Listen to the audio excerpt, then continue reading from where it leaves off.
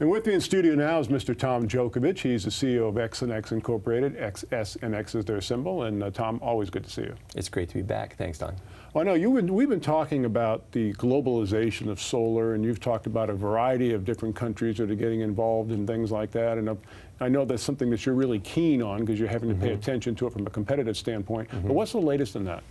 Well, Don, globally, solar is really starting to take off. I mean, it hasn't slowed down. We've still seen significant compounded annualized growth rates, I think around 12%, or 10 to 12%, and they're predicted to go up to as close to 17% compounded annual growth rates. And what's interesting about that is when you compound an annual growth rate, you're looking at bigger and bigger and bigger total dollar volumes of growth. And you're seeing predictions from in Africa with by 2020, $57 billion a year market, annualized market.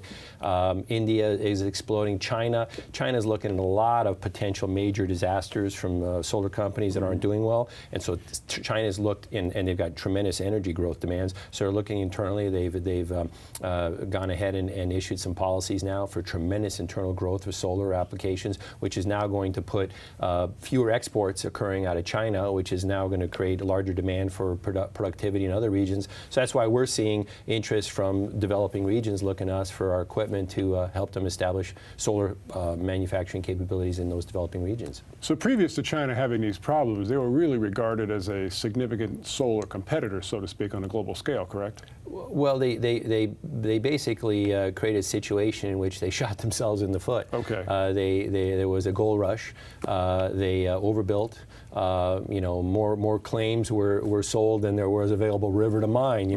And as a result, they created a competitive scenario in which the market price for solar was driven down significantly. Now, long term, we believe that that's a good thing because people found room to lower costs where they didn't think they existed before, and that's a big benefit on the installation side, and that's what's going to really drive the growth in the future. But more importantly, what's needed now is better new technologies to help further reduce the cost to produce these things. That's where XsunX steps in with our SIG solar technology. Now, and I was just going to bring that up because that just kind of plays into your hand perfectly with your SIG solar. Now, for the last couple of months, you've been entertaining potential clients, potential customers at your facility in Southern California. How's all that going?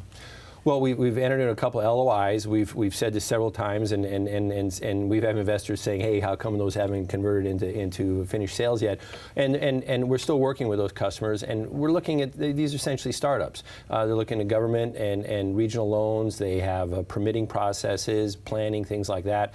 And we're working with these companies. Just earlier this week, I responded to the group out of the Caribbean with the need for more documentation and information, help them complete or continue to move through with their applications in their regions. So they're still going along very well, and at the same time, we're making a lot of progress internally inside our facility with our system, continuing to make improvements and make it even a better system to demonstrate to potential licensees.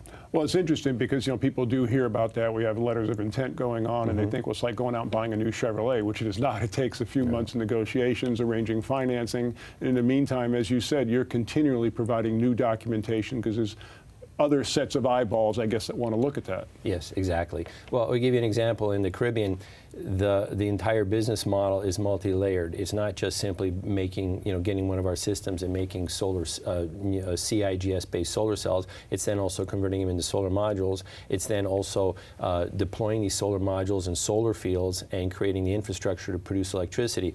So they're looking at creating a job creation program, a job training program across all those various different disciplines, and financing that entire aspect and getting the government support for that. And we fit into that puzzle in arguably the most important part, and that is the production of solar cells in an inexpensive process. And so getting that all in place, once it's in place, it's going to be fabulous to give us a chance to get a system out there. And from that, we hope to then leapfrog and be able to take those results and market to the balance of the world and increase sales. But right now, it's working through that whole process. And it's exciting, but at the same time, it doesn't happen overnight. Yeah. Well, we look forward to that announcement when it does happen. Once again, XsunX, XSNX is their stock symbol. Tom, thanks for the update.